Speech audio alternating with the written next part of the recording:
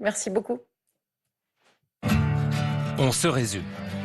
DSK a profité pleinement d'une oasis fiscale.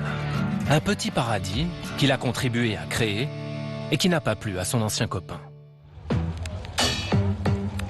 Mais il y a encore plus fort. En 2013, au moment même où Dominique Strauss-Kahn planche secrètement sur la Casa Finance City, il se rend au Sénat pour parler des paradis fiscaux.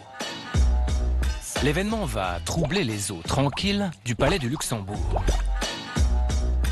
Quelques mois après sa mise en examen dans l'affaire du Carlton, DSK fait son retour dans l'arène politique. Un groupe de sénateurs travaille sur l'évasion fiscale. Ce 26 juin, ils auditionnent donc l'ancien directeur général du FMI. Bien, on va descendre ici. Éric Bocquet, sénateur communiste, fait partie de ceux qui ont invité DSK. J'ai vu son entrée. C'était un tsunami. Les journalistes sont allés l'accueillir avec force caméra, micro, perche, avec un crépitement de flash. J'avais jamais vu un truc pareil. Qui a suscité l'émoi chez certains, des commentaires déplacés, j'ai trouvé. Certains considérant que la commission d'enquête avait voulu se faire mousser un peu en créant un événement. C'était pas ça l'objet du tout. Qu'est-ce que DSK a bien pu raconter aux sénateurs? A-t-il fait des schémas sur les mécanismes de l'évasion fiscale? Dès le début de son audition, il adopte un ton professoral. Et si je dis ça, c'est parce que ces quelques mots m'ont servi pendant de nombreuses années d'introduction à mon cours d'économie monétaire que je faisais à l'université. Le professeur de Strauss-Kahn fait la leçon aux sénateurs. En gros, il nous prenait pour les premières années de finance et d'économie.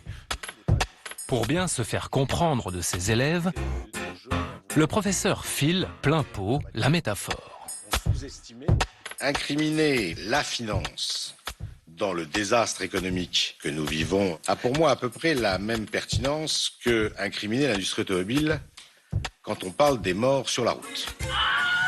Bien entendu, si on a des voitures plus sûres, c'est mieux que si on a des voitures moins sûres.